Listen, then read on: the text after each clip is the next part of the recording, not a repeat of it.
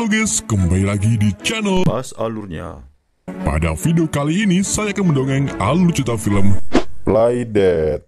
Di awal film, kita diperlihatkan kepada seorang gadis kuliahan bernama Chloe. Chloe ini merupakan siswi pas-pasan dan ia harus menjadi anak yatim setelah kedua orang tuanya meninggal dunia. Alhasil, seluruh tagihan pun tak bisa ia bayar lagi sampai-sampai rumahnya akan segera disita oleh pihak bank. Singkat cerita, ia meminta bantuan kepada sang adik bernama TJ. Tapi sebelum lanjut ke ceritanya, jangan lupa untuk subscribe Pas Alurnya. dan like video ini jika kalian suka dengan video ini. Jika kalian nggak suka, kalian bisa dislike. Semuanya bebas.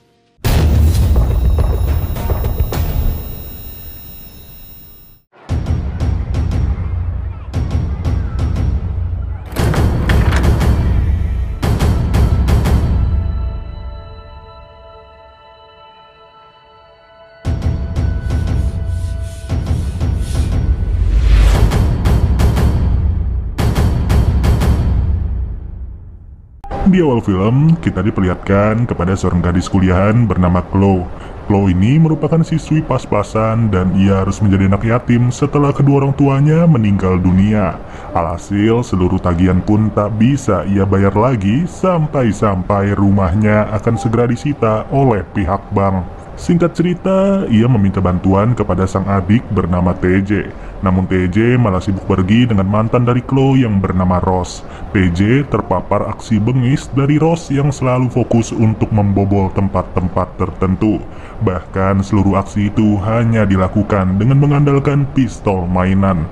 Tapi siapa sangka, aksi kali ini tidaklah berjalan mulus serta dia berhasil melarikan diri yang tentu saja Chloe makin dibikin pusing. Terlebih, sheriff kota pun sudah berada di lokasi kejadian dan mengetahui bahwa ada satu pelaku lagi yang berhasil kabur. Tak lain tak bukan, orang yang kabur itu adalah TJ alias adiknya Chloe. Celakanya, TJ bersama Rose sudah merencanakan aksi pembobolan tersebut melalui percakapan WhatsApp, di mana segala bukti bisa didapat oleh para sheriff melalui handphone milik Rose. Dari situlah bisa dipastikan pada esok pagi TJ akan segera ditangkap oleh para sheriff. Untungnya barang bukti akan menginap dulu satu hari di tempat penyimpanan mayat dan akan diambil saat matahari terbit. Yang mau gak mau TJ bersama Chloe harus pergi sekarang juga ke tempat penyimpanan mayat itu. Saat tiba, Chloe pun meminta izin untuk segera masuk sebisa mungkin dengan alasan ia ingin melihat wajah kekasihnya untuk terakhir kali. Tapi hal tersebut tampaknya harus berujung sia-sia, mengingat tempat ini sangat-sangat terjaga dengan ketat. Kamera di mana-mana dan bahkan seekor anjing penjaga turut mondar-mandir tanpa henti. Sampai pada akhirnya, Chloe mempunyai rencana untuk membeli obat yang membuat peminumnya seperti mati suri. Diharapkan dengan cara ini, Chloe mampu ditemukan pada malam itu juga serta dibawa masuk ke tempat penyimpanan mayat. Sedangkan TJ akan menunggu di luar sembari berjaga-jaga apabila terjadi sesuatu kepada sang kakak. Nggak perlu waktu lama, Chloe pun sudah berada di ruangan mayat. Ia diberi label seperti mayat-mayat yang lain karena sudah dianggap tewas sebelumnya.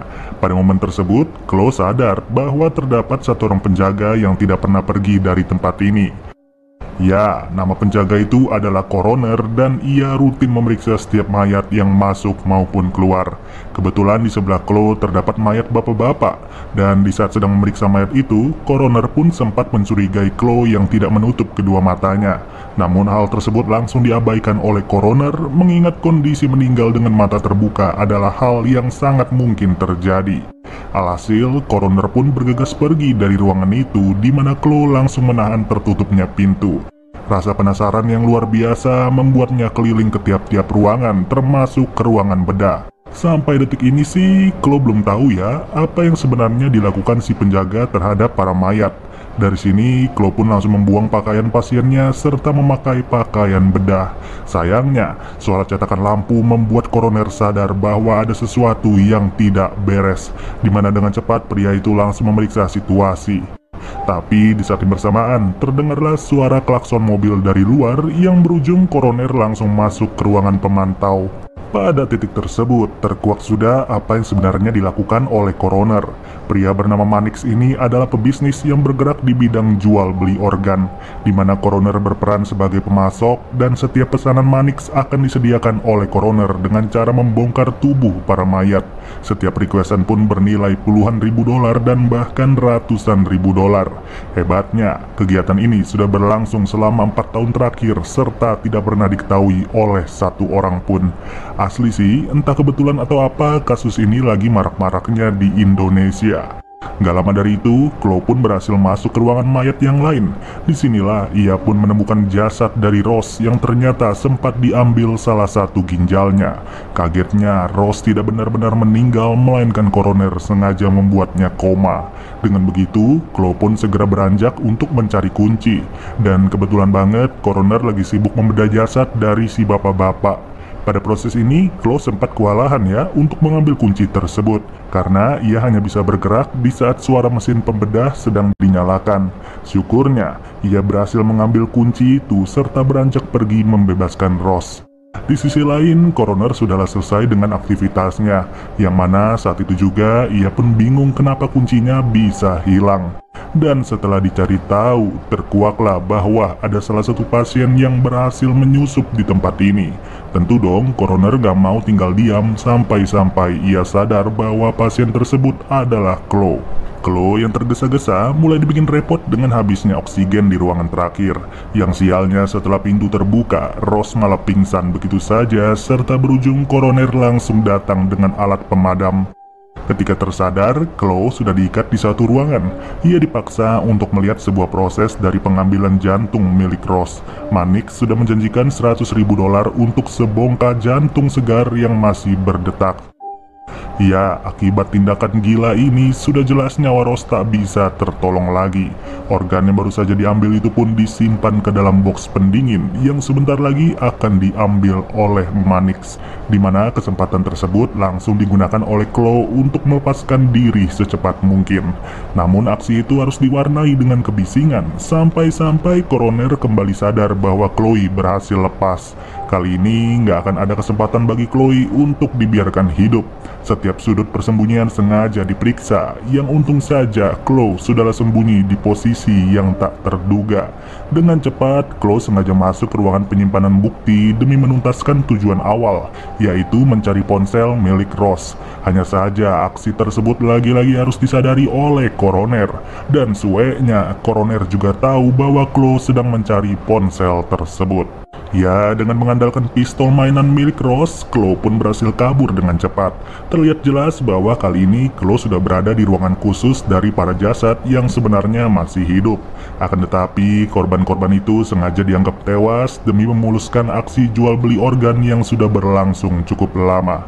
Apa boleh buat, kalau udah kayak begini kondisinya sih, Chloe cuma bisa menghindar aja ya guys. Kejaran anjing buas pun tak lagi terelakkan, serta berujung Chloe harus berlari 1000 langkah.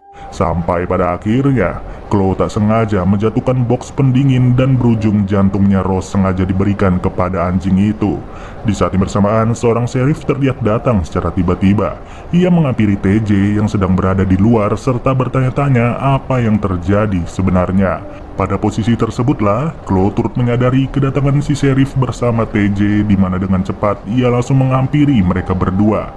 Chloe membongkar segala hal yang dilakukan koroner dalam memasok-masokkan organ dari para mayat. Namun ternyata si sheriff turut berpartisipasi di dalam bisnis tersebut.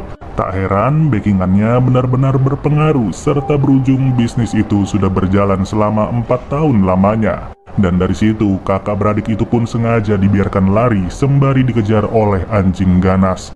Untungnya, Chloe berhasil menemukan sebuah celah yang berujung ia bersama TJ mampu lolos dari ancaman tersebut. Nggak lama dari kejadian itu, datanglah Manix yang sudah siap untuk bertransaksi.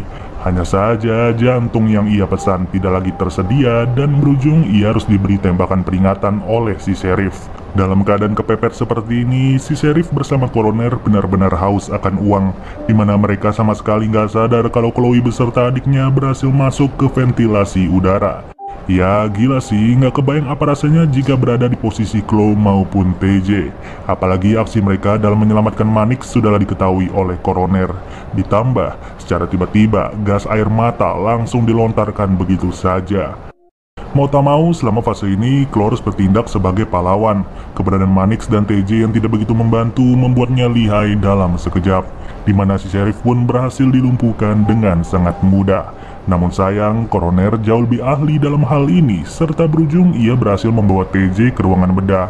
Luar biasanya, kedatangan Chloe benar-benar memberikan perlawanan yang berarti bagi Coroner. Cukup dengan cairan asam, wajah si penjaga kamar mayat pun mulai terkikis dalam sekejap. Sontak saja, kesempatan ini langsung dimanfaatkan secara baik oleh Chloe, sampai-sampai Coroner sendiri harus meregang nyawa. Dan pada ujungnya, tersisalah Manix seorang diri yang masih menginginkan pesanannya, di mana Chloe langsung mewujudkan pesanan tersebut dengan membedah tubuh Coroner.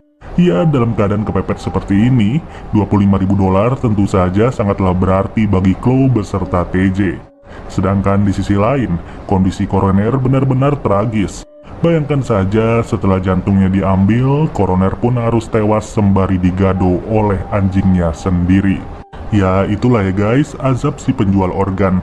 Perbuatannya dalam mengambil untung dari tubuh manusia lain pun membuat tubuhnya dimukbang oleh seekor anjing. Oke deh guys, mungkin segini aja pembahasan alur ceritanya. Sampai bertemu lagi di video berikutnya. Terima kasih telah menonton video ini. Jika kalian ada request film, silahkan tulis di kolom komentar di bawah. Dan jangan lupa untuk menekan tombol like, share, dan subscribe. Dan jangan lupa nyalakan lonceng notifikasi agar kalian gak ketinggalan video pergejotan selanjutnya.